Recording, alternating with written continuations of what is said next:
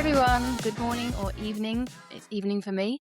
Welcome back to It's Okay to Be Okay with your hosts Melissa, Crystal, and Jen. It's great to be back. Today do you know what? We are just going to talk about what it feels like when you have insights and then it's like you're awake and then you start to fall asleep again. What that feels like. Because for me personally this week, I've been asleep. I felt doubt. I felt, oh, this is bullshit. All of that kind of stuff has been like coming up to me this week. And what's amazing about it is even though all those thoughts have been like trying to stab me and bring me back down, like I've always had this knowing that I know that this is just a thought. I know this is just my thinking. I know this is trying to hook me. And so I let my thoughts be there. And this week I've been feeling a bit down and whatnot. But I think as soon as I really started to sit with myself and say, look, I know you're trying to protect me, brain. I know you're trying to protect me. You're trying to protect me from stepping out of my comfort zone, but it's not true. And I started journaling as well. Like every time I'm in that downer, I will journal it. And as soon as I start to journal it, I'll actually feel myself coming out of it. It's like it doesn't have as much of a grip on me, which I find fascinating. So yeah, we'll talk about that. Do you guys want to jump in with anything you've struggled with lately? Well, this week has been hard for me too. I've had my thinking has been way faster than what I'm used to it being now. And so I snapped at my son. I snapped at my son and he handled it so well. He's like, I understand you're upset, but you did not need to snap at me. And like this coming from my child who ah, you know, is usually so all over the place and he stayed so calm and that pulled me out of it. I was very frantic for most of the week, running in circles, getting absolutely nothing accomplished, thinking really fast. And I'm so grateful for the people in my household who don't study this but have learned, hey, you're doing the exact same thing. You're just getting caught up. You teach about this.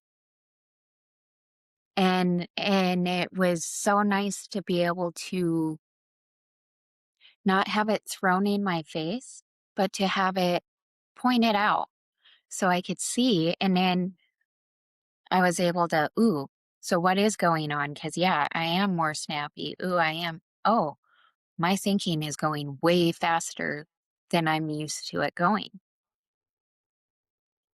And it's crazy because it's just that check in. Because as soon as I recognized that I was going faster than I'm used to, it started to slow down. Now I would think, oh, I should slow it down. I should do this. Maybe I should change my thinking. And that just sped it up. Yeah. That just sped it up. And I think one of the hardest things, especially when we're caught up in our own internal struggles, I don't know about you guys, but breathing, yeah, I forget. I mean, like to actually breathe and take a moment. And it's crazy how just that, when you recognize the speed of your thinking, when you recognize that you're in this low mood, that simple breath, that tiny little pause changes everything. Yeah. I love that's where you like for me, the past week, it's funny, we've all been somewhere this past week, right? Oh my gosh, I've been so lazy. Yeah, Crystal has been so lazy. Like, I just didn't care to work on anything. Anything. It didn't matter what it was. I barely made a post on Facebook. I mean, I've done like nothing. And there are a couple times where I thought to myself, wow, like, shouldn't you be doing something? Like anything, and then I just dismissed it because I don't do it unless I feel like I want to do it. So, like, for instance, Crystal's working on a third book, and I started it all like gung ho, and then I haven't touched it. So there are days I would sit there and I'd be like, well, you could be writing, you could be reading, you could be listening to a video, you could be jumping on a call, you could be, and I'm like, no, because then I'm forcing myself. Does that make sense to any of you? I'm Yes. forcing myself Yep. to do something that I'm not feeling. And so, yeah, I've been really lazy and just doing nothing. And I love it because it's like a long pause. And I don't question why, but I honor the fact that somewhere inside me, I needed it. I needed that long pause just to, like you said, Jen, that breathing, just that sigh of mine one took a week to sigh it out. Yeah. That's exactly where I've been stuck lately. It's like I'm at home and if I try to force action, there's a lot of resistance to it. And then something tells me just do nothing. Do nothing. But then I keep going on this loop of like trying to do everything from a logical point of view and starting to do things from a spiritual point of view. And then when I do nothing, I get to a point where then the guilt comes in. And then I go back on the fucking hamster wheel. And it's like logic's not working, so I'll stop. And then I stop. If I stop long enough, then the guilt comes in. And it's like this perpetual circle. And it's like, I gotta get off this fucking wheel. But it's like, how do I know when I'm moving in from a pause into procrastination? Or how do I know when I'm in a pause versus fear of taking action? And that's where I've been stuck lately. Yeah, I just keep falling into this little trap and then I get frustrated with myself. I'm like, what am I going to do? I did do, so I had an insight the other day on Wednesday. So I got invited to this networking event and every part of my body wanted to say no. I was like, oh, I'll let you know. I've got something planned. I didn't. I lied. But if I can make it, then I'll come. And then eventually I was like, no, I'm gonna go. Like I hate public speaking. I hate talking to a big group. So I thought, no, I'm gonna go. And I had a speech planned and it was going on and on. I literally was speaking it over and over in even when I was even there and everyone else was saying their bit about who they are and what their business is, I'm going, my name is Melissa. My company's called Luma, blah, blah, blah, blah, blah. And then when it was my time to speak, the first half I was like, stay calm, slow. And I did. And then it was like panic. And then I was like, blah, blah, blah. And I was like, argh. But on the way home, I was listening to something. I don't know if it was Michael Neal or something else. And it might have been Alan Watts actually, talking about confidence is a muscle you need to build. And I've been waiting for clarity before I act. I've been waiting to feel confident before I act. And I realized that, oh, okay, I've got to go to these events to strengthen that muscle. And so the next day, again, I was not procrastinating. I've been doing my art, which kind of just really frees my head. I've been doing that. And then Dave come in because he wasn't working that day. And I could feel it straight away before he even come through the door. He wasn't happy. And he sat down with me. He's like, what have you done this week? So I know you went to that networking and I'm really proud of you for that, but what else have you done? I'm like, nothing. And then the guilt come up. He's like, okay, so what are you going to do? And I was like, and I start getting really triggered. And I was like, well, I guess I can book some more networking events. So I've booked 5. Wow. And yeah, it just made me realize that sometimes I use the 3 principles to escape. My mind is so clever. It knows exactly how to trap me and Mhm. think, oh, I'm being spiritual, I'm being calm, and I'm waiting for an insight to come. But no, I'm coming from a place of fear. And I think sometimes it's hard to know where it's coming from. And that's where I've been stuck this week. Can I ask a question? Hmm. Um, the guilt, do you resist it? Do you fight it? Yeah. There's anger towards it. It's like, and I know, and I've said this to Dave, because Dave's always the catalyst for the guilt coming up. And I know that that's for a reason. I know that he's there to teach me something, because he's very much like, logical, hustle, work hard to get what you want, but I'm like trying to work this 3 principles ways of doing it effortlessly in the flow. And whenever he mentions anything, which he has a right to, that's when the guilt comes up. So we look for clarity and we look for effortless. But what I've heard so many people saying is, I was scared shitless. I didn't want to do it. Full of fear, full of guilt. Why am I doing this? And then realize that was a thought and just an uncomfortable feeling that is going to pass if I don't feed it. Yeah, I keep feeding it. So you feel the guilt, you feel the fear, but you got to recognize that it's still coming from inside you. And the more it looks like it's coming from someone else, the thicker your thinking is. Oh yeah, like I know he is a version of me. Like, I know it's serving me, so I don't mind it. Like, I know that, because obviously for me, I am very spiritual, and I believe that the outside is a direct reflection of the inside. And it's like, it's me through him kicking me up the backside. It's like my higher self, like, no, you're trying to kid yourself. You're using the 3 principles at the minute to fuel your fear. So I want to back up for a minute. For one thing that you had a question that you just put out there.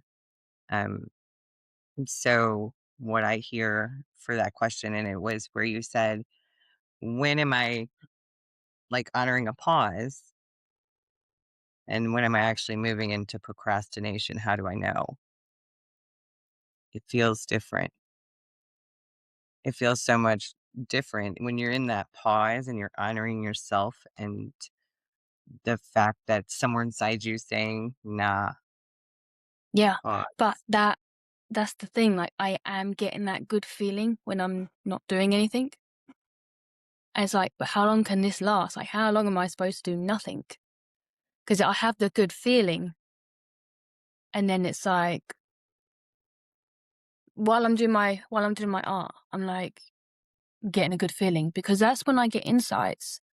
But then it's trusting that feeling, and not trying to fall back into the whole hustle, into the whole how everyone else works through their life.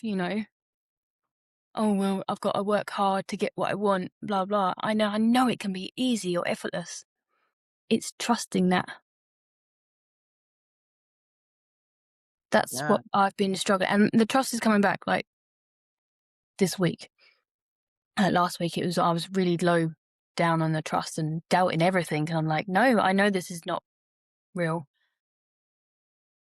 So now I'm going to ask a question. When you say trust, what do you mean? Letting go of the conditioning that I've had all my life, that if in order to have something, you have to work really hard for it. You have to suffer for it.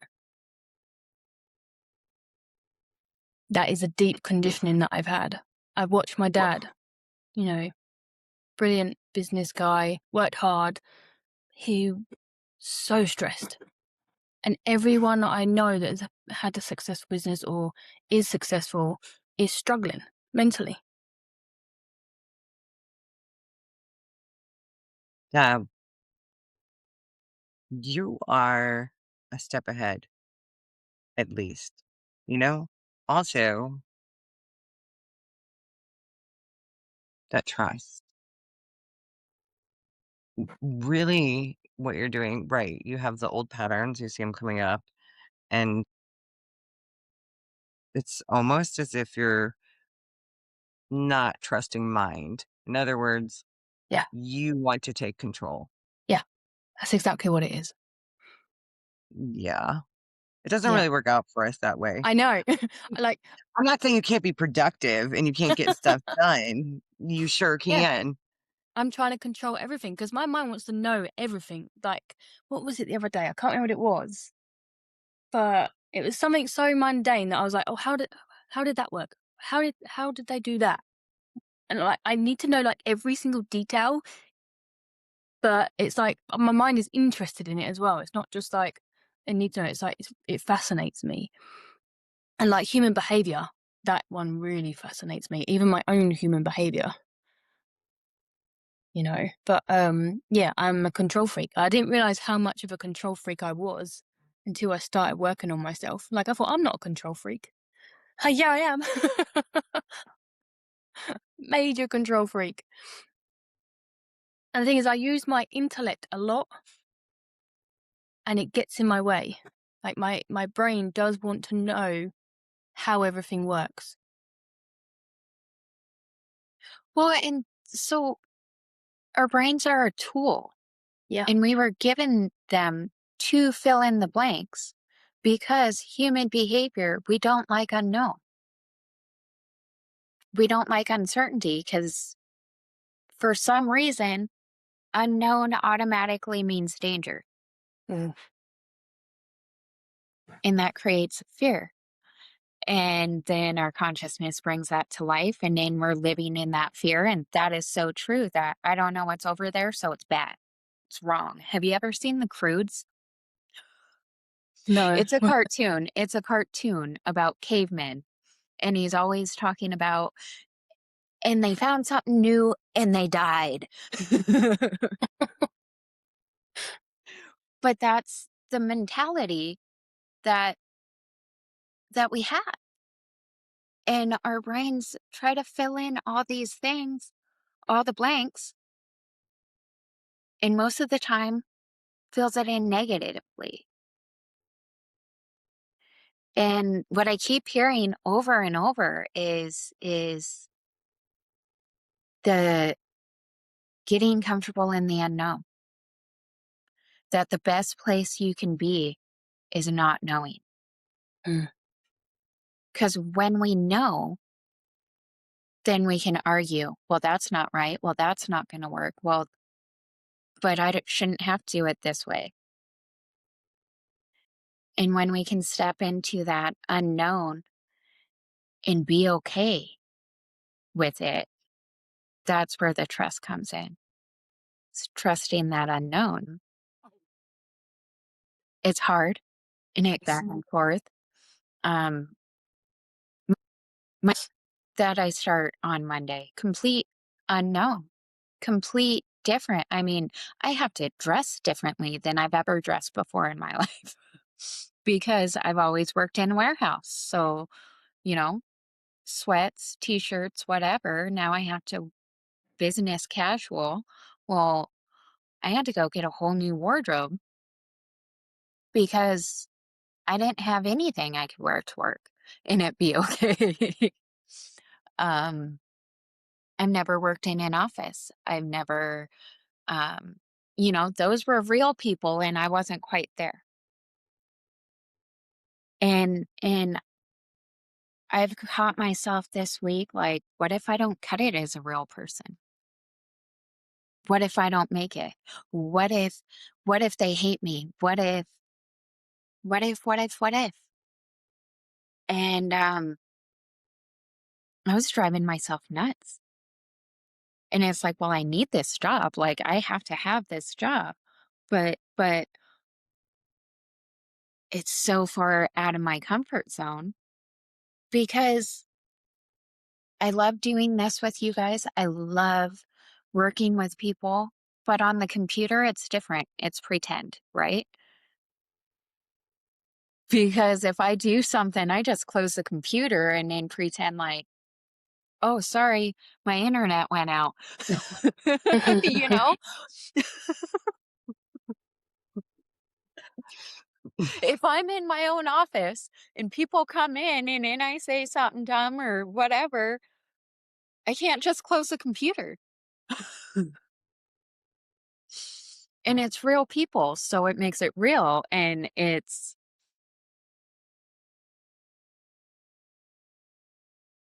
I spiraled beginning of this week. Like I was so excited last week. Beginning of this week, I was like, they're going to fire me on my first day. Total imposter syndrome, total, who am I? And then it's like, well, who I wasn't good enough because I can't even dress the same. Like I was in a low mood and the reasons that came with it were insane and absolutely ridiculous. Like once I tuned in to hear what it was saying, it was like, like an excuse that a 2-year-old comes up with that it just makes no sense. The dog ate the candy, but you don't own a dog.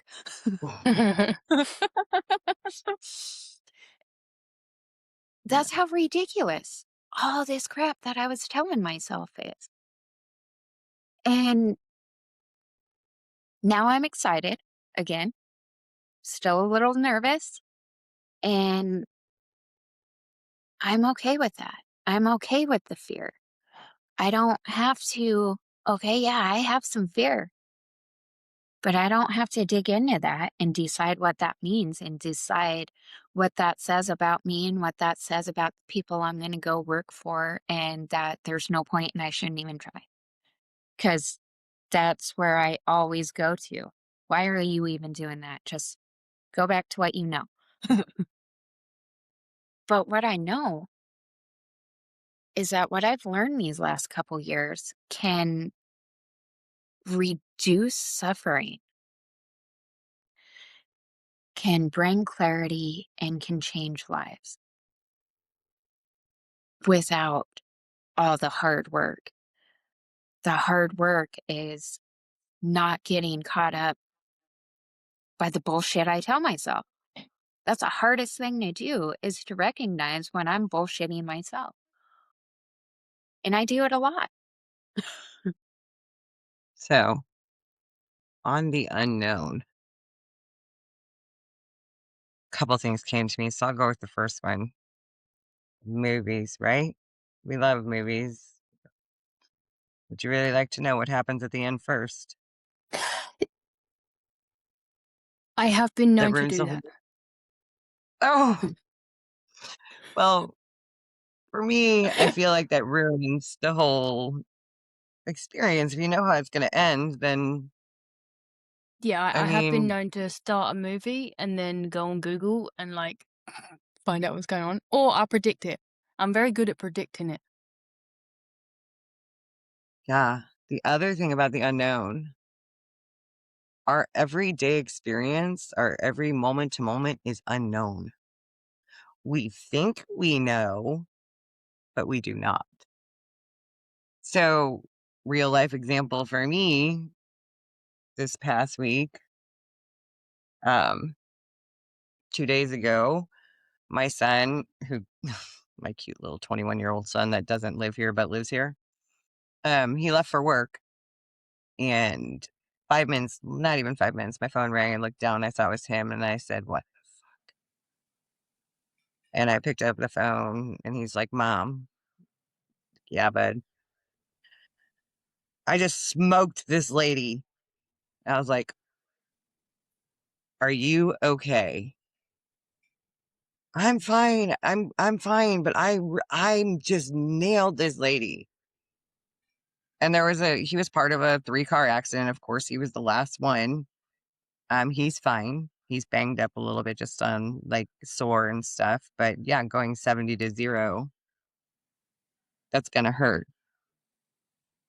But I didn't know when he walked out that door. He didn't know when he walked out that door. You don't know. And so, yeah, that's the kind of thing I was hearing. Our whole life is unknown. We don't get to know. We get to experience it moment by moment, and that's the beautiful part. Being able to experience moment by moment. And sometimes, yeah, those moments come with a little bit of fear and anxiousness and excitement all mixed into one. And sometimes they come with a little bit of slow down, procrastination, pause, guilt, all wrapped into one. But we don't know what the next moment's going to bring. And that's the beautiful part. The next moment could be, who knows? I'm not going to pretend like I know because I don't know. But I just think that it's beautiful. And that's kind of what I was hearing when you guys were talking is it's so beautiful. And I don't think we appreciate it enough. And we never know. Even, yeah, I know I just told a story that wasn't like the most pleasant thing, unknown thing that happened, but he was fine. Everybody was fine. And it's the ups and downs of life that we have no control over.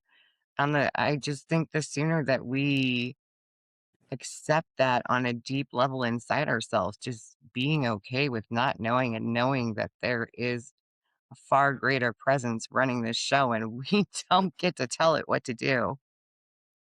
That takes some stress right off. And that back to Jen's, Yeah. feels great. It feels Yeah. great. I've seen like Melissa, you would Google movies to see the end. because my mind is like, oh, if there's something happening, I'm like, oh, what happens next? I get so impatient.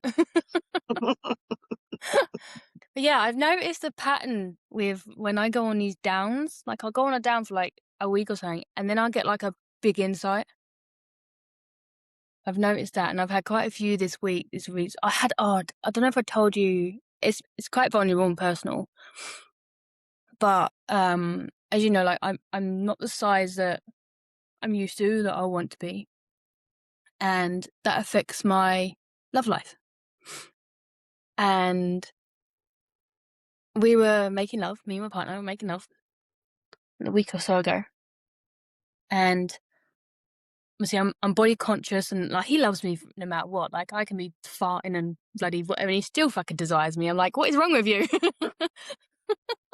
But we were making love, and it was like 2 seconds, not even that.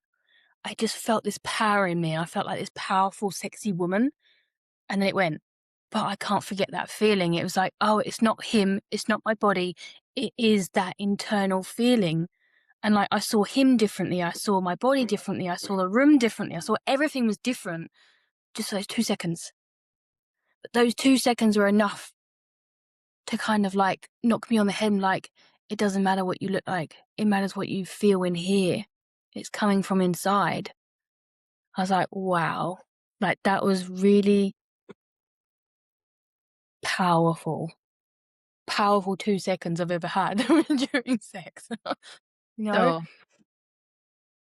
what I heard there is that you got present for 2 seconds. Mm.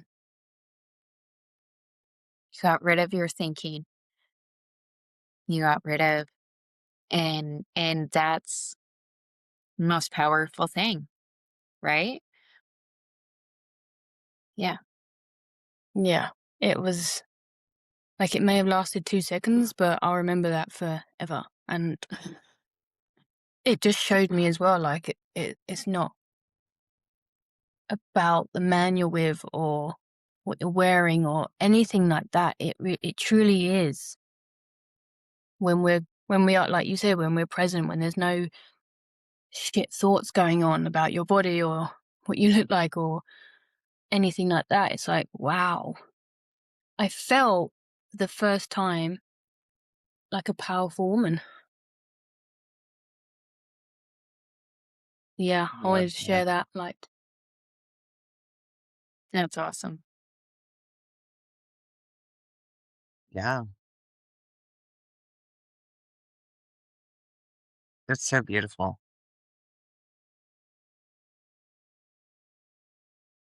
I don't know what to say to it. hmm. What else? What have you had any insights this week, girls? So when I have insight,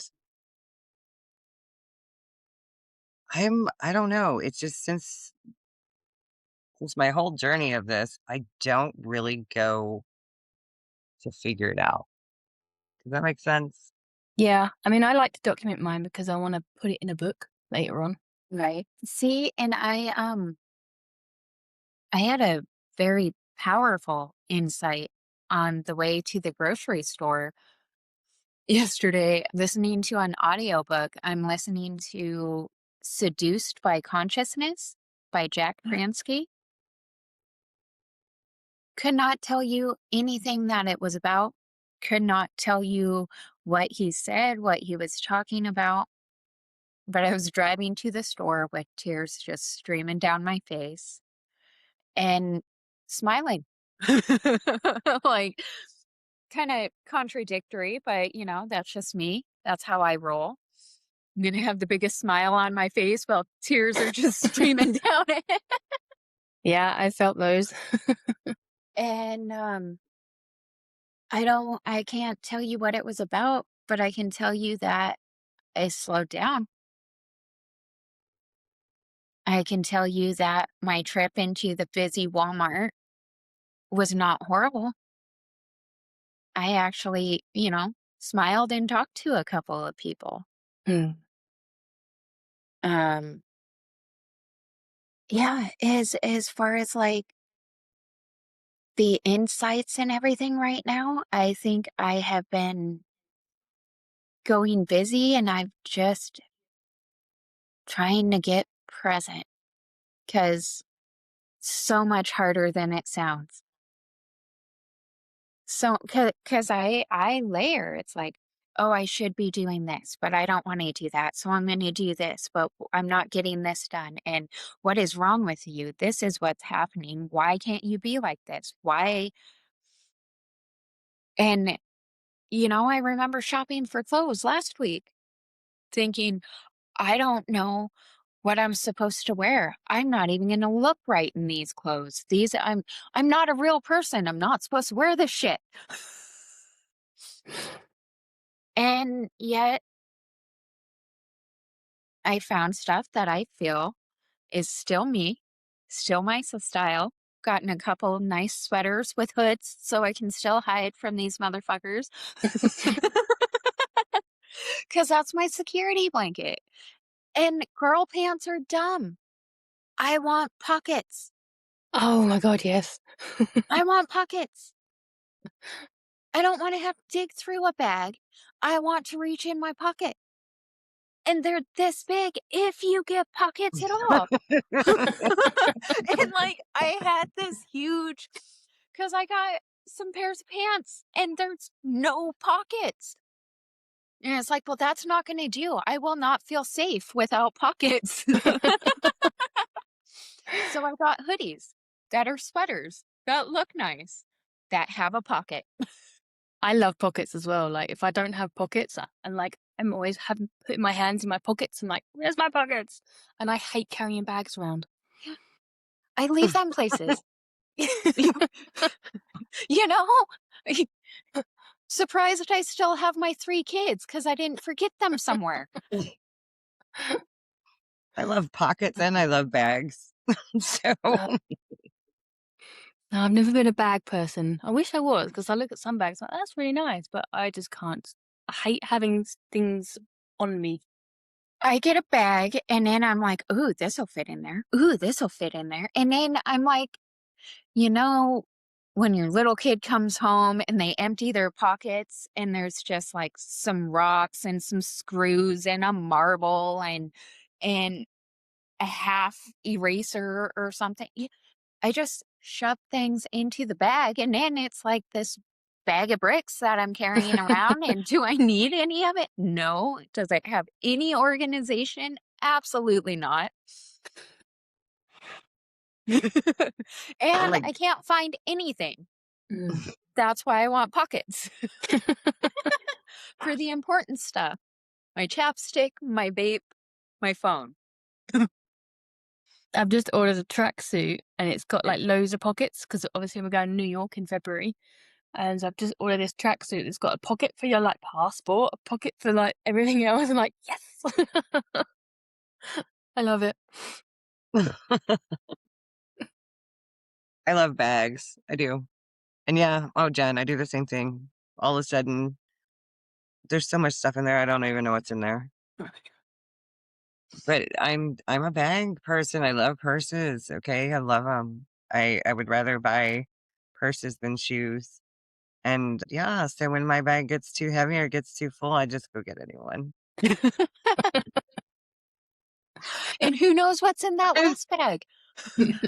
Oh, I mean but you know what's fun is like I'm literally pointing because some of them are in here. Eventually, like I will take one down and like go through it. I'm like, oh, it's like it's like Christmas. It's like that's where that is. I love that. I've been missing those earrings so much. And you know, that's really quite relevant as well to our thoughts and stuff. Because Yeah. we fill our bags up so much and then it gets so heavy and then we get a bigger bag and then a bigger bag and then we're like going through life and we're carrying these fucking bags that are so heavy. Yeah. And it's nice to put the bag down and empty it all out. And just have Yeah, a or I pocket. just throw it out and get a new one. And I used to love bags, like backpacks, bags. If they had pockets, the more pockets, the better. I was also on drugs at the time, so it was like just sticking little things in all the little pockets and adding pockets and it's just like our thoughts. Yes, like you said. We pick them up and we save them for later and we set them aside and just carry them. Mm. And then we just got this big old bag of what the fuck thoughts. And that's when you start feeling like shit. Yes. And then we have a low mood. And it's like we should empty these pockets. We should look in this bag. Yeah. And out of that bag is going to come off the wall crazy stuff. You're going to remember who pulled your hair in 4th grade and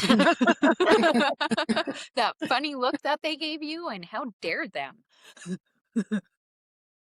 Yeah. No, it is. Those are great, like pockets and bags. That's a great thing for thoughts.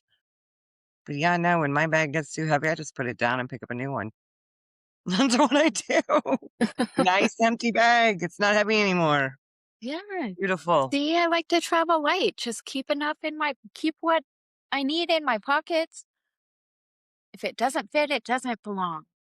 But if I don't have pockets, nothing fits. And it does belong and I need it. I know that feeling too. Oh man. I love pockets. If my pants don't have pockets, I will put on a hoodie or something that does. Yes. Mhm. Yeah. But- I even like, I quite like those because obviously we're looking at wedding and I quite like those wedding dresses with pockets. Oh yeah. I love My wedding dresses with dress had a pockets. hood on it. Did it really? It did. It was a very simple with a hood because I had always said if I ever get married again, I'm doing it in my hoodie. I had an interesting thing that happened to me the other day. It made me cry actually. So I was with a friend and we was walking the dogs And we were talking about relationships and everything like that, and where she's struggling with communication at the minute with her relationship. And I'm talking to her, but I'm saying, like, you really need to communicate properly. Like, set out. I was telling her, like, what me and Dave done. We set out these ground rules, like, like, before we even have a difficult conversation, we're like, I love you, I'm meant to be with you, we want to grow, nothing is personal, and just set that, like, safety where we can both say exactly what we want to say, even if it triggers us. And I was telling her about this, and then we quite often, things will happen when we're talking, and I got splattered with mud. It come out of nowhere. Don't know where it come. Literally, it come out of nowhere. I was like, where did that even come from? And like, all right, okay, we've got to chat GP this, because obviously, if we have like dreams or something happens, we're like, right, chat. This just happened. Decode it, just for fun. And it kept coming up, and it was like, you're interfering and blah blah blah, all from a good place, but you can't force someone's timing and stuff like that. And I was like, I'm getting triggered. And I didn't want to read it out loud either to my friend. I was like, okay, I'm getting triggered. I can see where I'm going is I'm trying to force it on someone. I'm trying to, instead of being the coach, I'm trying to say, do this, instead of just coming back and yeah, I just kind of started crying. I was like, oh my God, like, I'm doing it again. But it was so liberating at the same time, because I said to her, like, look, my fight or flight is coming on right now. My body wants to push you away. And that's what I used to do with friends back in the day. If I'd done something wrong, or if I'd made a mistake or anything like that, that fight or flight would come, no, block them out, sabotage it, get rid of them, hide. And for the first time, I actually was a witness to what was happening in my body. I was actually a witness to that specific pattern. And even though it felt really uncomfortable, and even after saying it, I said, I can still feel it in my body. But I felt in that moment that I'd let go of something.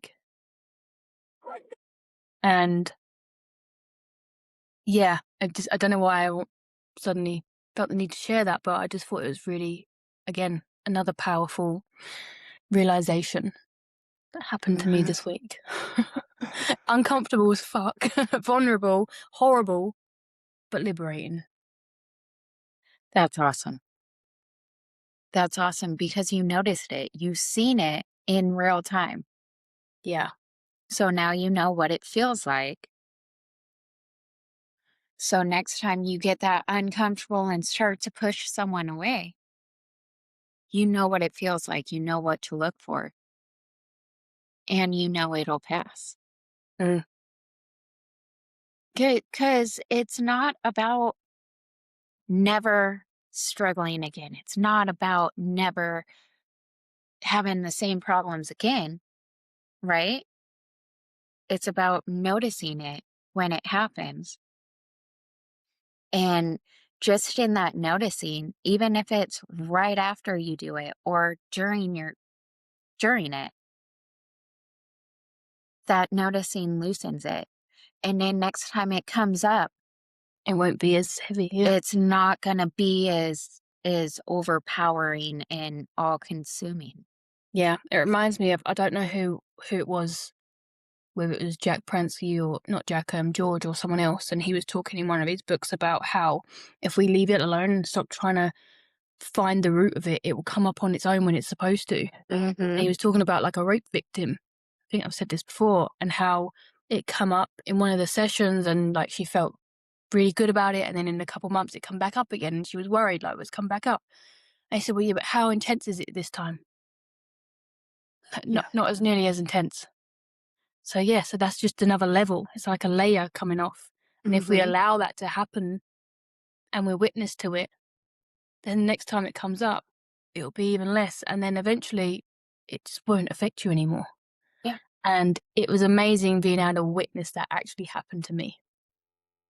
That's awesome.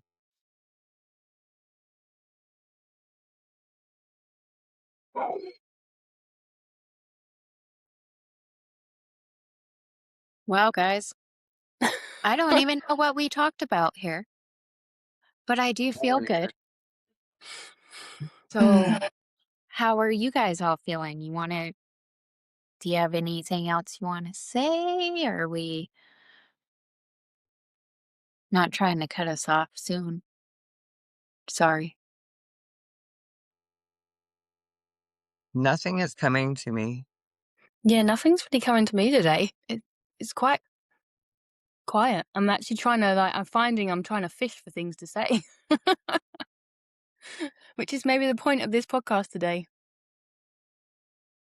Yeah. I like that because I've said it before. I don't know necessarily on a podcast, but to you guys. And yeah, I will never manufacture something to say. If nothing's coming to me, I'll just sit here. Mm. And I'm okay with the fact that I'm saying right now I don't have anything to say. There's nothing coming to me. But I feel good. Yeah, that's the thing, isn't it? It's the feeling. Mhm. How are we feeling? And I'm feeling good.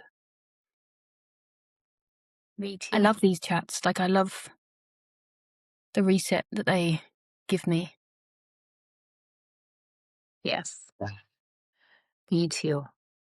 So needed connection. And I'm feeling better and better with the silence. You know, like, I'm one of those people that if there's silence, I have to try and fill it because it's uncomfortable. And I find myself deliberately not saying anything and seeing how long I can cope with the silence. Oh, you know what? That reminded me. Don't know why. Did you do the blindfold thing, Melissa? How'd it How Mhm. go? did that I go? know people want to know. Yeah, I thought I might have said it, but I haven't, have I? Yeah, no, that was really fun. um, and you don't realize how big your house is, or I was like, I swear there's a door handle here somewhere.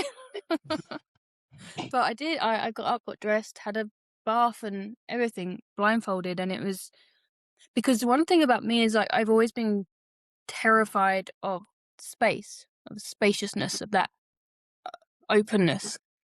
And when I woke up in the morning, I did feel it at first. Like I was like, oh shit, anything could get me right now. Anything can come out of anywhere. But it went quite quickly, and I found that I was actually quite empowered by it. I felt quite, I don't know, I felt really at ease and calm. And I was having fun. I was having fun not seeing because it did make me become a lot more present. I did nap quite a bit. It did, like when I sat on the sofa or something like that, and I was just with myself because I couldn't do anything, couldn't go on TV, couldn't read, couldn't go on my phone. I found that my mind started to try and say, "You're tired, have a nap." And I found that I did that when I went on that 10-day retreat, a silent retreat. And when I was there, the Buddhists, they would say, like, your mind will tell you you're tired because it's uncomfortable. So I found that a couple times. And then I asked Dave to take me out on a drive. So we went out on a drive. And again, I was trying to predict where we were. I was like, we're here, aren't we? We're there. Okay, where we are now. And he wouldn't tell me. It's like, who cares? Stop trying to figure out where you are. And we stopped at this place. He went and got coffee and he went out. And the music was coming on and I realized I was starting to dance. I was like, ooh, dancing. And it occurred to me like someone could be sat right next to me in a car watching me. And I don't give a flying fuck. I was like, I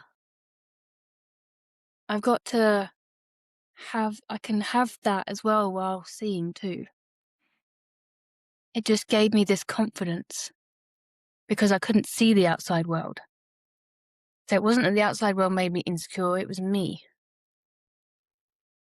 When I had a blindfold on, it made a whole difference. So yeah, I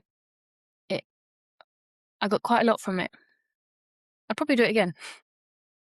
That's really interesting and really, I like what you said there about the insecurity when you couldn't see if someone might be looking at you. So then you didn't automatically decide what they were thinking about you. Yeah. That's Beautiful. awesome.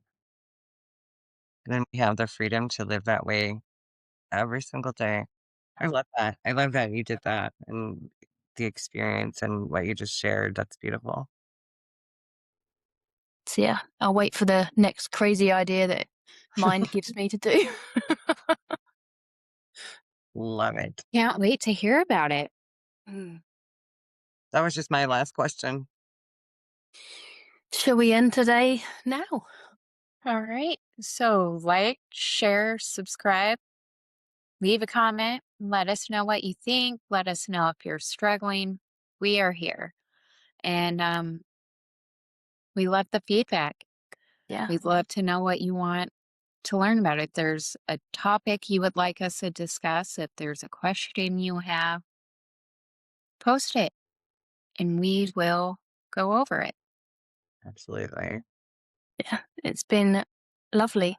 And see you next time. See you next time. Bye.